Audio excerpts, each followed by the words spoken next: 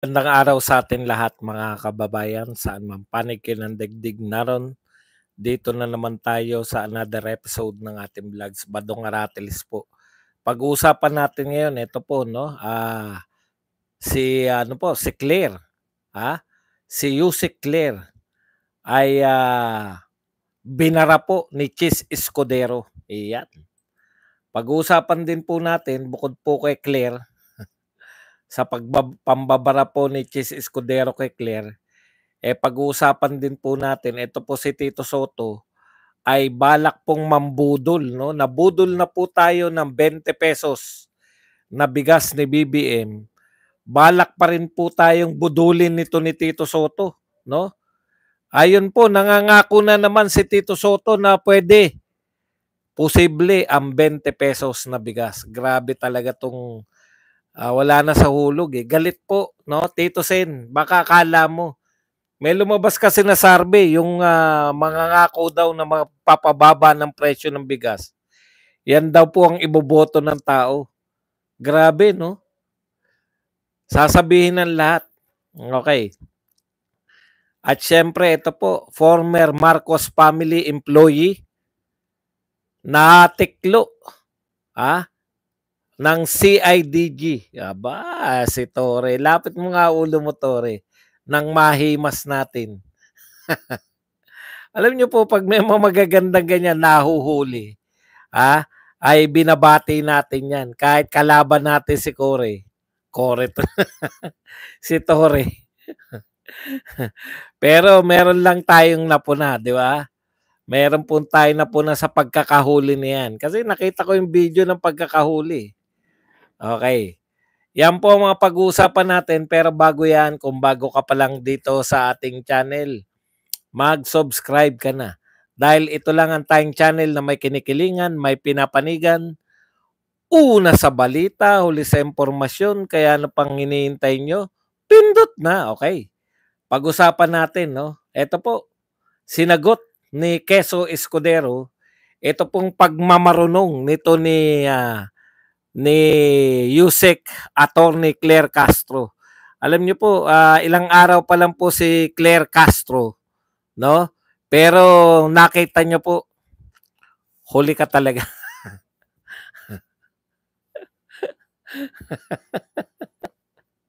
Ano po gusto niyo? Unahan ko yung mga balita? Sabi naman sa inyo, kung ayaw niyo po rito, labas lang, labas. Labas. Araw-araw, merong mga pasaway na gustong mapalabas sila eh, no?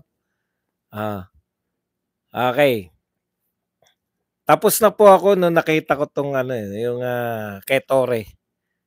Hindi ko alam kung bakit galit na galit kayo. Ang dami pong galit sa akin dito na nanonood.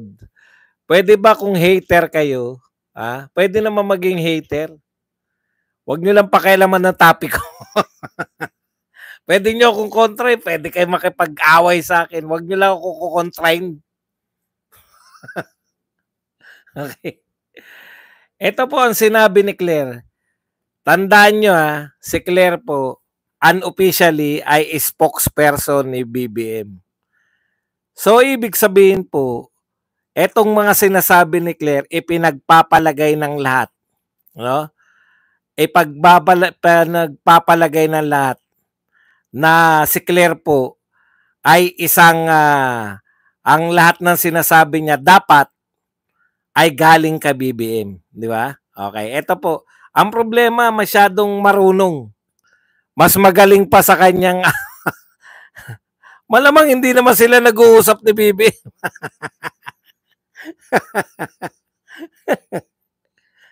Hindi ko alam kung saan kinukuha ni Claire yung iba niya eh. Sinabi ba sa'yo ni BBM na si Duterte ay Moscorap? Moscorap pala si Duterte noong 2017 Moscorap si Duterte noong 2017. Ayon kay Claire. Bakit? Bakit? Kung alam yan ng amo mo, Claire, kasi spokes ka eh. Supposedly. Bakit nakipag-alyansa pa rin siya sa mga Duterte? Binobolan yung mga tao eh. Di ba? Kung sasabihin mo hindi niya alam yan noon, puta, di wala talaga nakakaalam. Si Claire lang nakakaalam. Ako rin, hindi ko alam na most corrupt pala si Digong. Okay, eto pa po ang sinabi ni Claire na nagpanting ang tenga. Bakit po nagpanting ang tenga ni Chis Escudero? Hindi dahil siya ay matuwid. Kung hindi dahil siya po ay siya po ay nasasapawan sa kasipsipan nito ni Claire. Sipsip na nga si Quezon, sisipsipan mo pa, masipsip ka pa pala, ay talagang mag-iinit sa iyo si Quezon Escudero. Okay, ito po ang sinabi ni Claire. Siguro kung majority ang gusto na umpisahan ng impeachment trial, mas maganda sila na ang makipag-ugnayan sa Pangulo. Sila ang sumulat. Sila ang mag-request kahit hindi kumikilos ang Senate President. Tindi, no? Yan ba, Claire, galing yan sa Pangulo ng Pilipinas? Yung mga sinasabi mo na yan? Yan ba may basbas ni Pangulo ni BBM? Pag sinabi mo, na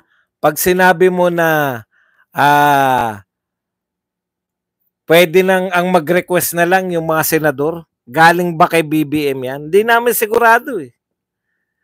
Di ba? Ito po ang sagot ni Quezon Escudero. Patawarin na lang natin siya. Bago lang siya at baka excited pa. Excited ka pala, Claire.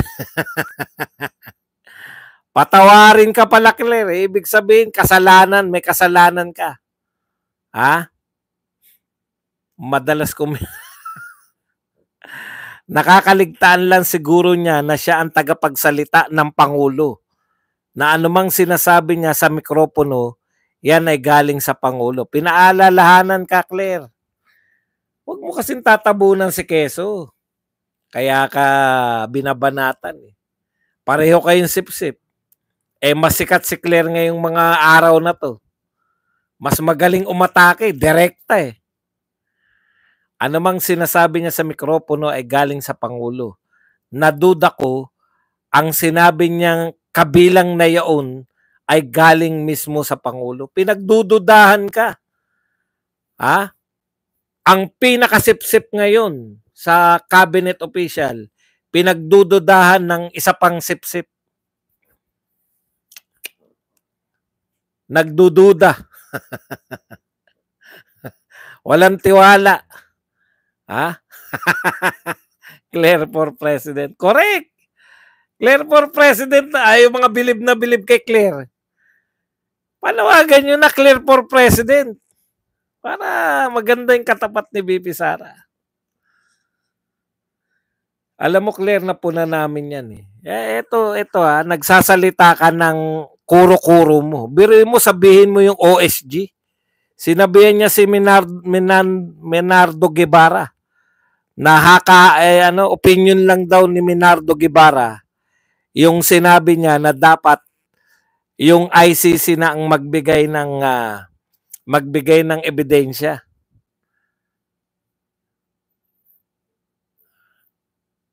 Castro, Claire, hindi mo ba alam? Hindi mo ba alam na yun na nga. Hindi mo ba alam na abogado ng pamahalaan si Menardo Guevara? Kung hindi mo yan alam, wala ka talagang alam. Sabi ni Lito.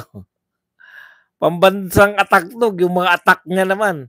Inaatake niya yung si Duterte sa bagong-bagong balita na naganap noong 2017.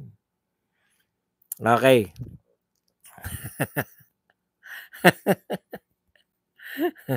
Tuwan-tuwa yung mga fans ni Claire. Tama yan. Kung bilib na bilib kay Claire, si Claire na ipantapat nyo kay BP Sara sa 2028. Okay, ito po. Punta na po tayo sa susunod na balita. Ito pong dating Senate President na si Tito Soto, binara din ng kanyang ka-teammate na si Ping Lacson. Ping, ping, ping. Okay. Nagulat po ako kay Tito Soto. Akala ko naman Tito Soto, masyado na kasi putya pang ilang ka ba lagi? Lagi kang pangalawa, pangatlo, ha? Sa pinakamataas na sa survey. Kaya hindi ako naniniwala sa survey. Si Tito Soto mismo hindi naniniwala sa survey. Bakit? Kinakailangan niya pa mambudol eh. Alam ni Tito Soto na gutom ang mga Pilipino. Alam niya na gusto ng mga Pilipino yung 20 pesos na bigas. Akalain nyo ipinangako ni Tito Soto ngayon? Ha?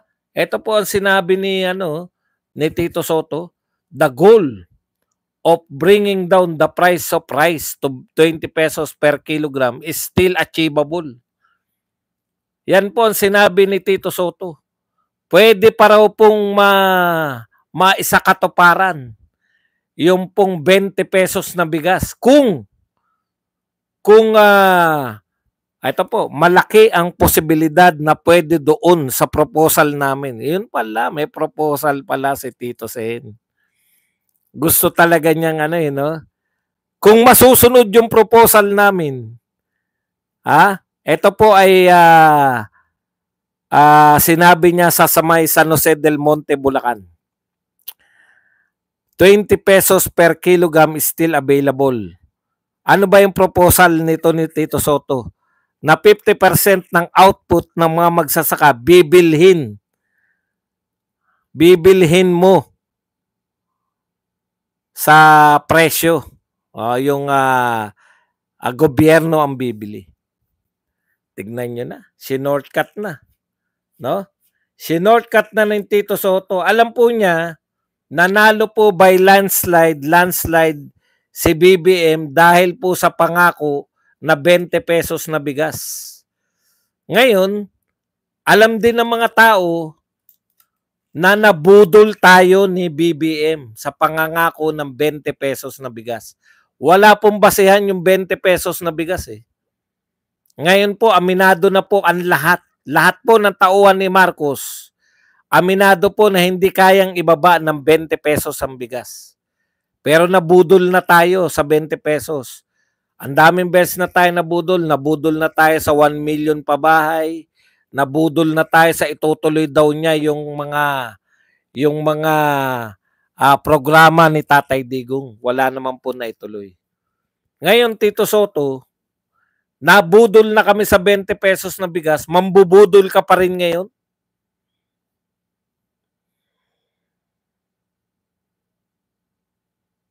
Akala ko, yun nga po yun eh.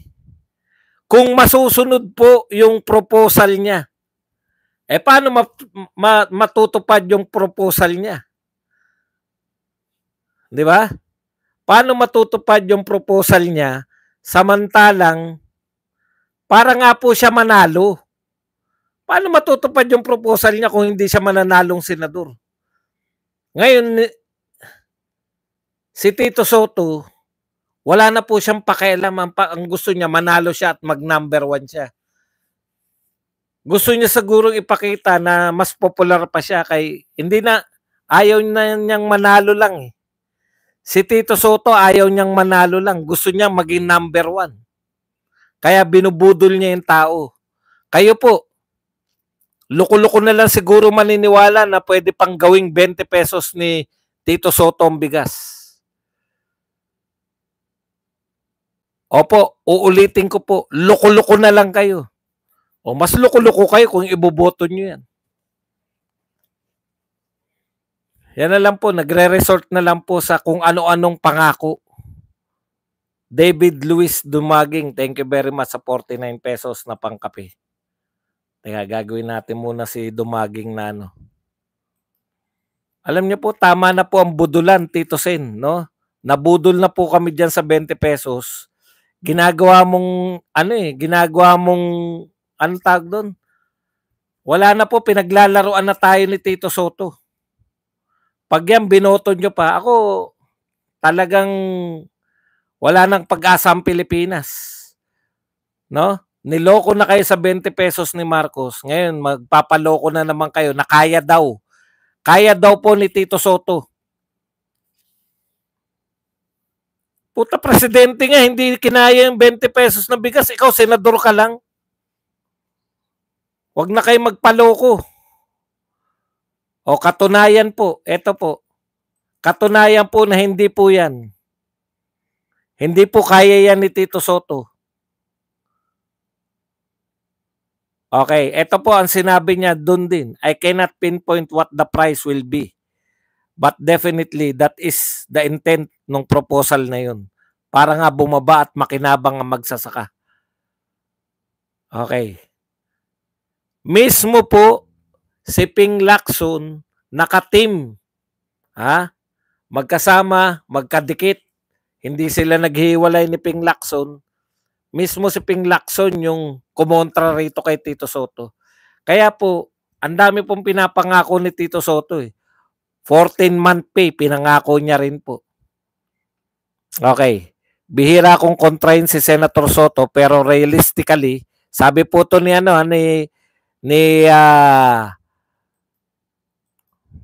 Lacson. Bihira kong kontrahin si Senator Soto, pero realistically, parang mahirap ma-attain yung 20 pesos per kilo ng rice. Ma-approximate lang sana, masaya na tayo lahat. Pero to accomplish yung 20 pesos per kilo, ako, I'm being pragmatic, medyo mahirap. Yan po ang sinabi mismo, no? Mismo ng kanyang katim na si Lacson. Hindi umaayon. Bihira niya raw kontrahin. Mahiya ka naman, Tito Soto. Ang tanda-tanda mo na. Alam mo na hindi magaganap yan. Kung kayo po mga Pilipino, payag kayo na niloloko kayo harap-harapan. Harap-harapan po panloloko yan. Tapos 14-month pay. Pinangako rin. Tanong ko, ngayon lang ba kayo tatakbong senador? Ngayon lang ba kayo naging senador? Ngayon lang ba kayo magiging senador? Ang tagal nyo na. Maliit pa ako, senador ka na, Tito Soto eh. Ganto pa lang ako kaliit oh. Senador ka na. Bakit hindi mo pinababa yung presyo nung senador ka? Naging Senate President ka pa nga eh.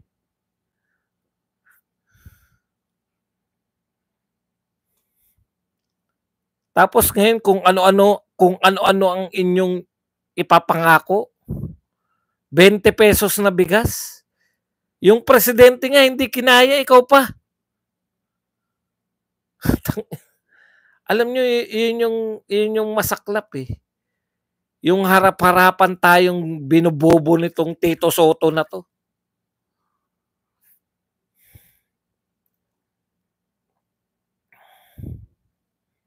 Kaya pag yan po, binoto po ninyo, wala na tayong magagawa dyan. Okay, eto naman po. Pangalawa na po to, di ba? Yung isa kamag-anak, di umano, ng First Lady, pero ayaw pangalanan. Kandidato, kayo na lang nagpangalan, di ba? Inalam nyo na lang kung sino yung kandidato. Nahuli, estapa. Eto naman po, former Marcos family employee arrested for alleged extortion. Ano po yung ina-extortion? Ayun po. Nanghingi ng cut sa mga tapos nanghingi po ng cut sa mga kontrata. Ayan, basahin natin ng konti. Extorting money from people in exchange for government project deals.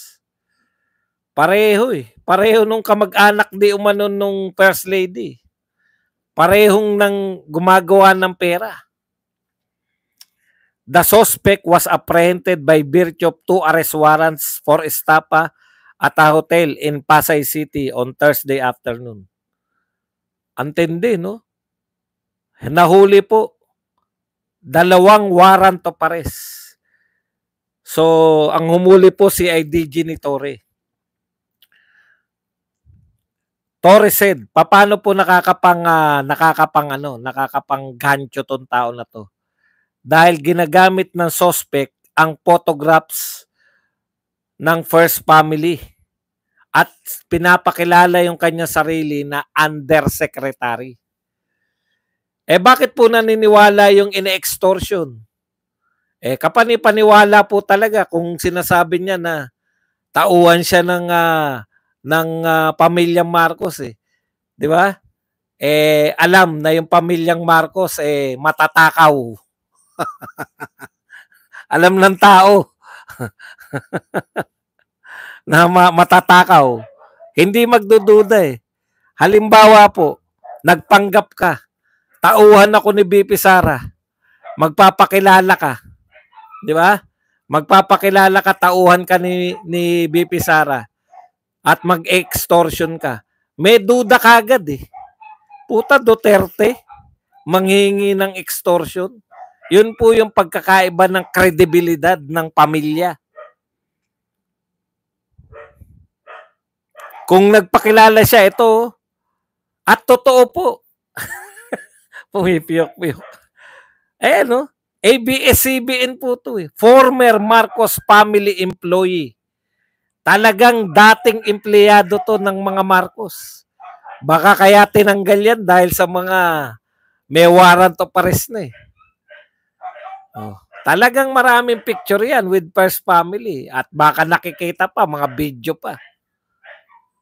Eh, ayan nga, former Marcos family employee arrested for alleged extortion. At saka maniniwala ka po eh. Nakabarong eh. Sabi nga ni Tory, nakapinya pa. O, tignan nyo. Si Tory mismo nagsalita. He was among the private employees of the First Family. In charge siya sa IT at social media. Social media. Mga ganong trabaho. Kita nyo na? May nagtatrabaho pala sa inyo sa social media. Kung maka-atake kayo sa mga social media. After that, ganun pa rin ang kanyang ginagawa after BBM came to office. So matagal na nila tong empleyado. No? Private employee. Pero lately, nagpapakilala sa USEC. Tapos naglalako ng kontrata sa gobyerno at humingi ng 3 to 5% of the commission or kickbacks. Okay, dahil kilala po siya na empleyado. Akala empleyado pa rin.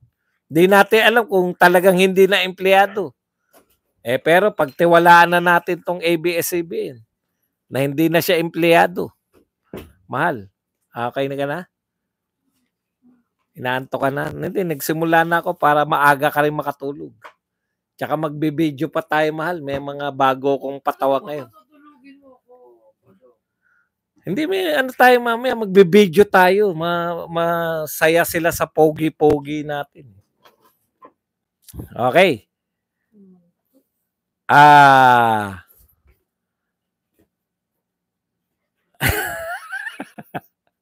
Si Tory talaga. Ramdam na ramdam ni Tory. Tignan nyo ha. Magaling din to maman to. Lapit mo nga ang ulo mo, Tory, at mamasahin lang kita. Ha? Good job ka eh. Nung inaresto namin kagabi, nakabarong pang kagalang-galang. Si Tory galit sa mga ano yun, no? Mga pinyang barong pa sa 5-star hotel. Ganun nga mga bagay na ginagawa niya as misrepresentation. Hindi ito tolerate yan ng kanyang principal. Yun doon tayo natalo. Ha? Ang First Family. Siguradong sigurado. Ha? Tuwan-tuwa sila sa uto-uto si Pogi. Mahal, magkaroon pa tayo ng mga part 2, mga Pogi series. Mamaya, huwag ka muna matulog. Magbibideo pa tayo ng mga Pogi series natin. Okay. Kaya lang, eto okay na sana eh. Di ba? Okay na sana, nakahuli kayo. O, meron pa yung di umano ay kamag-anak ni First Lady, nahuli nyo rin. Okay naman, walang problema. Ang problema namin ganito, no? Tinitignan ko yung video eh. Pinapanood ko yung habang hinuhuli. Putya, nakabarong. Tapos may tinatawagan. Tapos binablurred nyo yung mukha. Tignan nyo pagkakaiba, may 2 warrant of arrest tong tao na to. May 2 warrant of arrest. Ha? Etong hindi po pinapangalanan. Tapos naka-blurred ang muka. Hindi na po alleged to. Warrant of arrest talaga. Talagang ang tanong po natin, General Torre, o kung sino man yung yung sa media na. Hindi naman siguro i-blurred ni Torre yan. Media. No?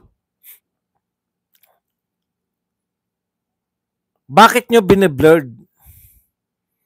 Tapos bakit hindi nyo pinapangalanan? Okay lang din. No? Okay lang din. Kung hindi nyo pangalanan, General Torre, CIDG, okay lang din kung hindi nyo pangalanan. Basta lahat hindi nyo pinapangalanan. Basta lahat bine-blurred nyo. Pag vlogger po, may pangalan lahat eh. Ano po ba sa tingin nyo yung mas malalang nagawang kasalanan? Ito po, milyon-milyon. Kayo na nagsabi, ilang milyon na yung naharbat nitong tao na to.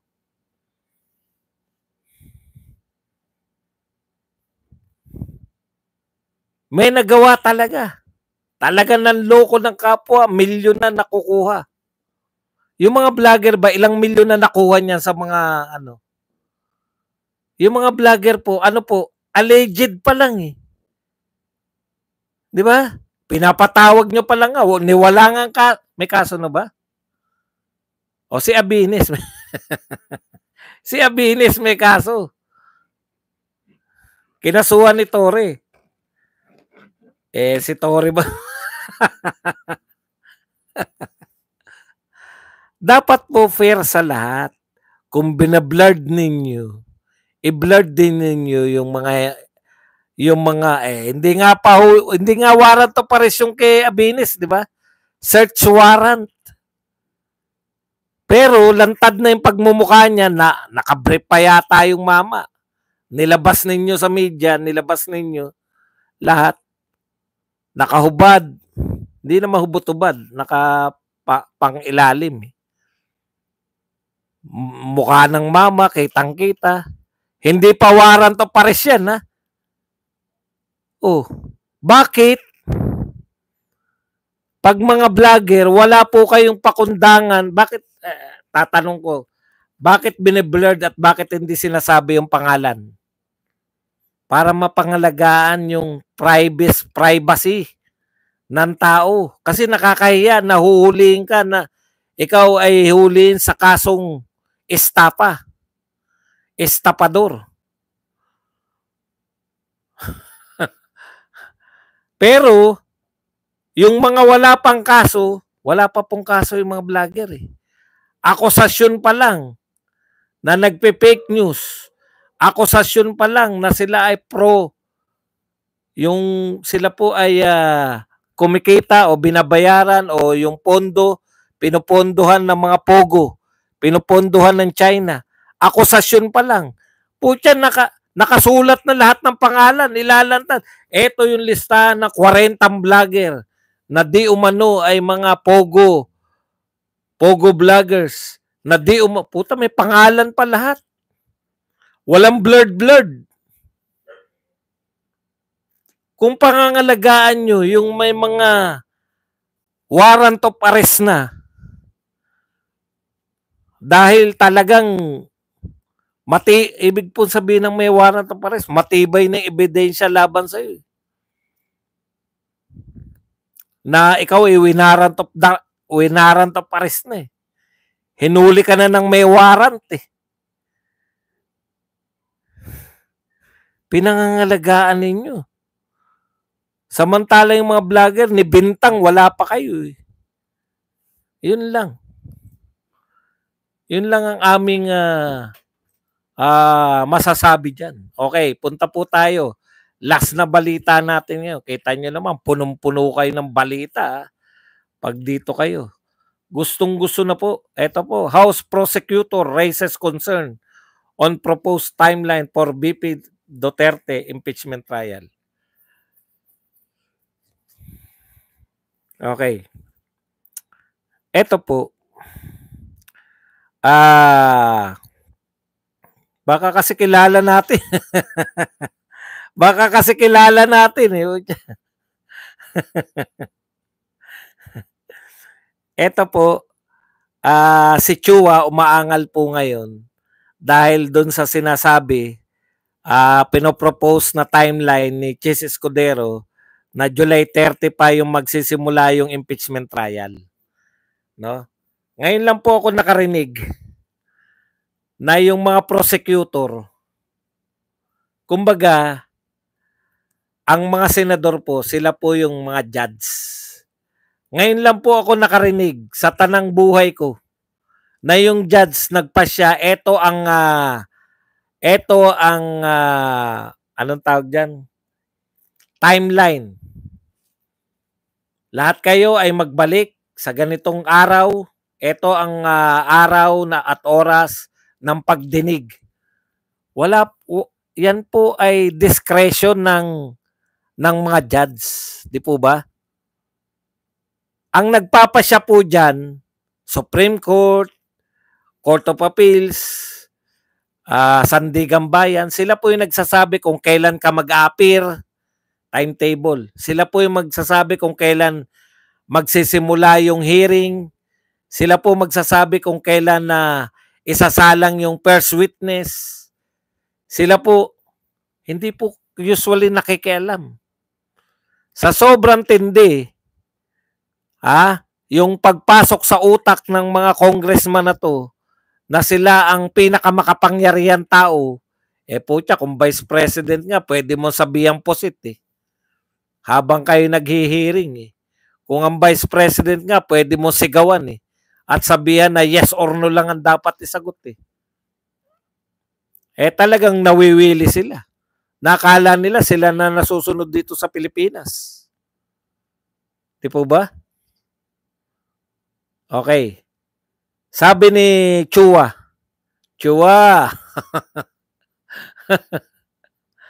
kumusta ba sa Maynila to si Chua?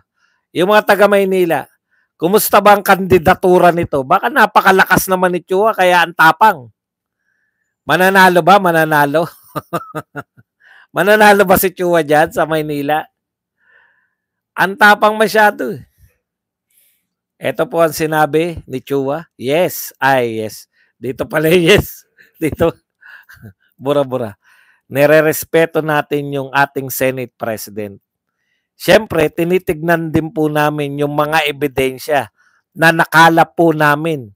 Yung tampering of evidence, isa po yan. Tampering of evidence daw po. Lusot sa ini. Mga kapatid, gustong madaliin ni Chua, ito pong impeachment trial ni BP Sara dahil po sa mga ebidensya daw po na nakalap nila. So may nakalap kayong ebidensya. Nag-aalala si Chua na yung magkaroon po ng tampering of evidence. Hindi ko po maintindihan eh. Pasensya na, nabobobo po ako sa mga tao na to. Kaya kayo nagsampa kay BP Sara, matatag ang inyong ebidensya. Vice President yan ng Pilipinas eh. Papatanggal ninyo. Kung hindi malakas ang inyong ebidensya, hindi kayo maglalakas loob. Di ba? Supposedly, ganun. Supposedly, ganun po yung ipinagpapalagay ng mga tao. Napakalakas ng ebidensya ninyo. Dahil Vice President ng Pilipinas, pangalawa sa pinakamakapangyarihan, ay nakuha ninyong demanda. Nakuha ninyong sampahan ng kasong impeachment. Gusto ninyong ipatanggal yung 32 million na boto ng tao. Sa tingin nyo, dapat mabaliwala dahil malakas ang ebidensya nyo. Anong sinasabi mong tampering of evidence? Kayo po ang may ebidensya. Kahit gaano pa katagal yan, ebidensya nyo yan. Bakit nyo sasabihin ngayon na magkakaroon ng tampering of evidence pag tumagal? Ano ibig sabihin nun? Karamihan po ng kaso sa Pilipinas tumatagal. Ibig po sabihin, pag tumagal na po, nababago po ang ebidensya. Paliwanag niyo po sa akin, hindi ko talaga maunawaan eh. Tampering of evidence, may ebidensya ka nakita. Nakalap, sabi niya, nakalap na ebidensya. Paano matatamper yun? Hawak mo yun. Ibig sabihin, ay ito ebidensya namin, no? Sige, tamper nyo, ganun. Hindi ko makuha. Kung totoo yung ebidensya mo, paano matatamper? Ang ibig po sabihin ng tamper, sisirain. Tignan natin yung meaning. Tampering of evidence, deleting a text message or email, planting false evidence to frame someone for crime, throwing incriminating documents into fire, sinusunog, flashing drugs towards the toilet. Yan po mga halimbawa ng tampering of evidence. May ebidensya ka, wawasakin yung ebidensya mo. Halimbawa, droga, nahuli mo siya na nagbebenta ng droga. Para mawala ebidensya, kinain. O halimbawa, nakita mo, mga halimbawa, sinunog yung ebidensya. Wala na ebidensya. O ngayon, ang tanong ko, hawak niyo yung ebidensya eh. Tsuwa. Hawak mo yung ebidensya. Sabi mo, nakalap nyo. Paano matatamper yan? Ibibigay nyo sa kalaban? Ito ebidensya namin. Sige, sunugin nyo na. Napakalayo sa katotohanan nung kinakakaba mo. Nakuha nyo po? O ikalawang kinakakaba niya. Ito po. Baka mamaya pag tumagal, medyo marami po dyan ang matatakot. Ito po. Pangalawa po yung testigo natin. Baka mamaya pag tumatagal, medyo marami po dyan ang matatakot. Bakit sila matatakot? Dahil wala na kayo sa power? Bakit sila matatakot kay BP Sara kung totoo yung sinasabi nila? Bakit matatakot yung testigo nyo? Ang pinag-uusapan po natin, 5 buwan lang. Si Laila de Lima nga, tumagal, 6 na taon pinagtiyagaan niya na bumaliktad yung mga testigo. 7 taon na nakulong. Alam niyo po, natatakot ka na baka matakot yung mga testigo. Kung tinatakot lang pala yung mga testigo ninyo at babaliktad na, anong uri ng testigo yan? Maaring hindi tunay ng mga testigo yan. Natatakot ka ba? Kasi pag naging resulta ng eleksyon ay natalo ka, yung kinuha mong testigo ay babaliktad na. Wala ka na Wala ka na sa power eh.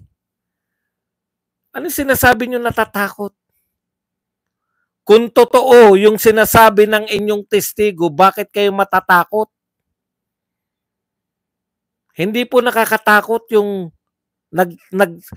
matatakot ka sa katagalan kung yung testigo mo